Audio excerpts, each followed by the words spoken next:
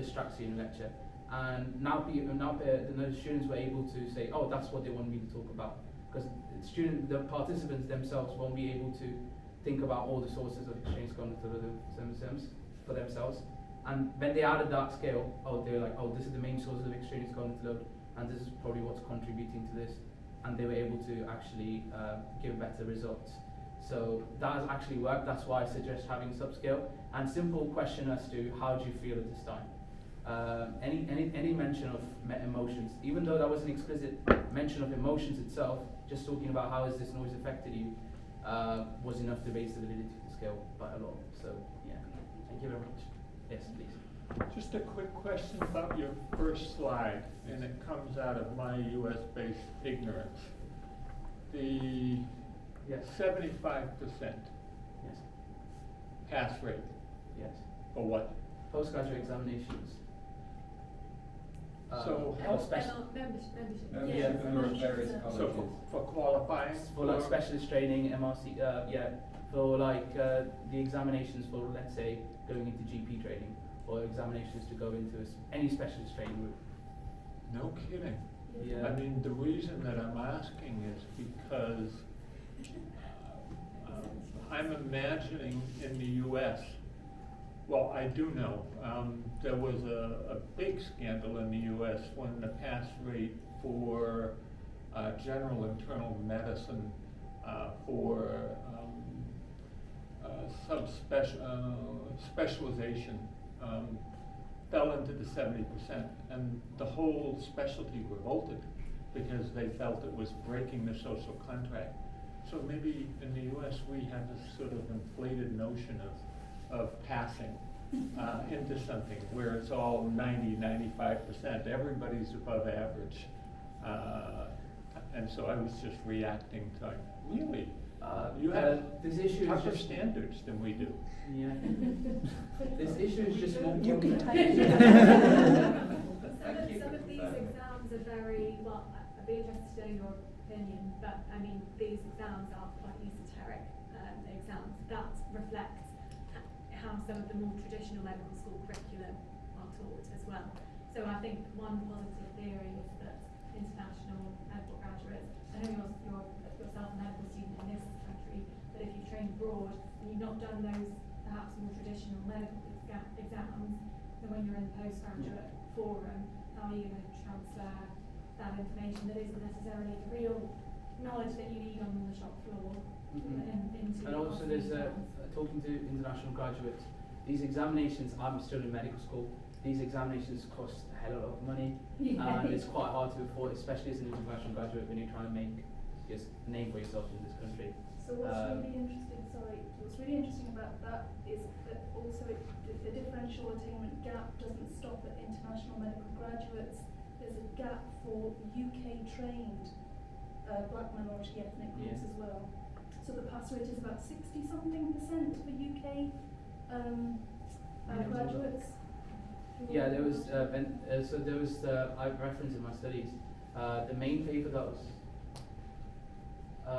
this is the paper that my supervisor wrote initially, and this was in response to a paper where they talked about BME. Differential attainment has been discussed a lot in the context of BME, and universities have taken lots of steps to address this by having more access programs and stuff, which is definitely a step in the right direction. But yeah, as you said, it's a troubling issue. It's seen in lots of minority communities and a lot more in international students, and that's why I wanted to raise that awareness. If that's the only message you're taking out, it's like just be aware that this might be happening and maybe support your international colleague. That's all. Anything else? Good. Thank you very much.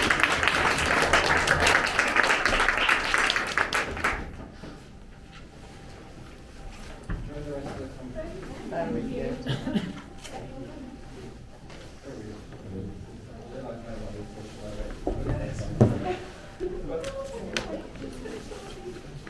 Thanks for giving that to me. No. Very condensed. It's easy to get people doing that. Actually, the normal thing is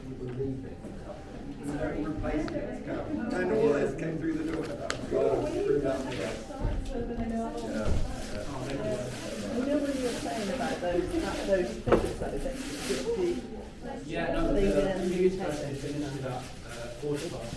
And I thought I'd just wait, but they said. That's not like your. Sorry, that was really helpful. I hope you everyone was able to understand. So it is a bit of a tension, because like you say, 75% of many people will not get it first time round. You can retake it, but the figures that I was thinking about, didn't prepare my question well, was for subspecialty board certification. So you want to be board certified cardiologist, you want to be board certified nephrologist, whatever. And if you did get through on that 90% thing, it would be more. I'd have to go, it's a great question, Yeah, I'd have to go back They're not, and see, they're not well, given, as you said, the time figures to that adapt to the I'm system. used There's a to, huge emphasis on 99, communication. 98, That is as much of an emphasis as is eventual Yeah, or yeah, first yeah, time. yeah. But I do know that when the pass rate fell for, and it's what did fall for internal medicine into the 70s, it blew up the exam.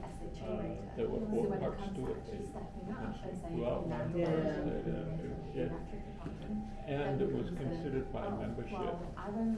So these are all people who have their medical licenses, they just want to be a board certified, in this case, internist. And it was considered a violation of the contract, implicit contract. Yeah. Well, we've done all the training, we've passed all of it. Yeah, but now this exam must be too hard Yeah. because we shouldn't be losing that many. Yeah. So, it's really nice to hear that you know about this. Proper standards over here. Whereas lots of I'm not hospitals might a recognise it as an clinician, issue, so I don't have and to take those sometimes exams when at all, using but I things do like the know alcohol, that, they might not talk, you know, from voice working opinions, in clinical just to be able teaching to keep it fellows down. that we So have, they- they're often, But then I think from because you can my decide when side, you take those membership exams Okay. as well. So I also go So you can, there is a point when you need to be taken, but many of our clinical teaching fellows, they're not at a point where they need to be taken those exams, so they're taking them whilst they're in their clinical teaching fellow year, because they've got the space and time to revise. So I think that was maybe the point from over there, where some of those things, they're not exactly always practical. It might be drawing back on some of the physiology, pharmacology. But I don't take those exams, so I don't know. But that's what I've seen the clinical teaching fellows go, now's the time I can get my part 1, because I've got time to dedicate to some of the studying I need to do.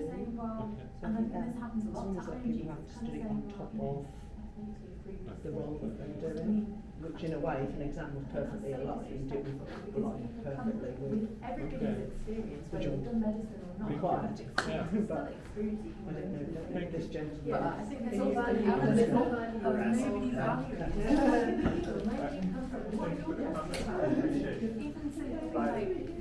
Hi. First time I've heard of you. How you doing? I'm doing it.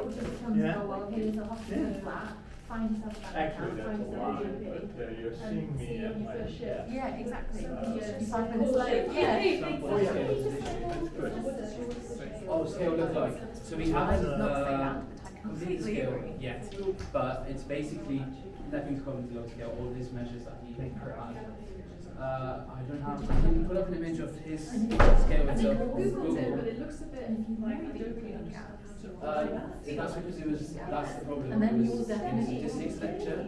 So we changed a couple of the words here and there. they have lots of options, so if you could show me what that most similarly would look like. Because I was just really struck, because like, from what I say, as I read the title of your talk, that's how I interpreted it. It's not even just the international. It's like Even you've got though trainees we're coming only- over. Even trainees coming over. Like the West Indies, if you're not going to Great Ormond Street, they will also have non-training jobs at Great Ormond Street. They will have it on Monday. We do not need to. No, that was purely the testimony thing. Was something I thought, and she talked about. Like, I just think that's a really good idea. You don't need I know it. it's a lot of work. The best is if you're just coming here for 2 years of experience to say, I've worked in England for 2 years, then you want to go back, it's also fine. I just think if you're targeting international medical practice and culture, and like culture, I've written, I've written IMG induction, there's loads of people, and everyone's so keen to like get things going. And I spoke to one yesterday who said that he was shadowing. When you asked for shadowing in AE, they said no. He didn't sleep for like 3 weeks, was so anxious getting go on work with anxiety. Whereas if they just given him some shadowing time, he'd have been fine. I think getting people's stories and politics to analyse alongside the measures. But there's some lots of stories already out there, I would say. Like, I think that might definitely networks. add an empathy element to it, people actually reading it. Let me see. This is, yeah, that's the scale. The instructions, yeah, so that's the actual scale. Do you need a break? Sorry. Yeah. So that it was in the context of a statistics lecture. So they were provided a lecture.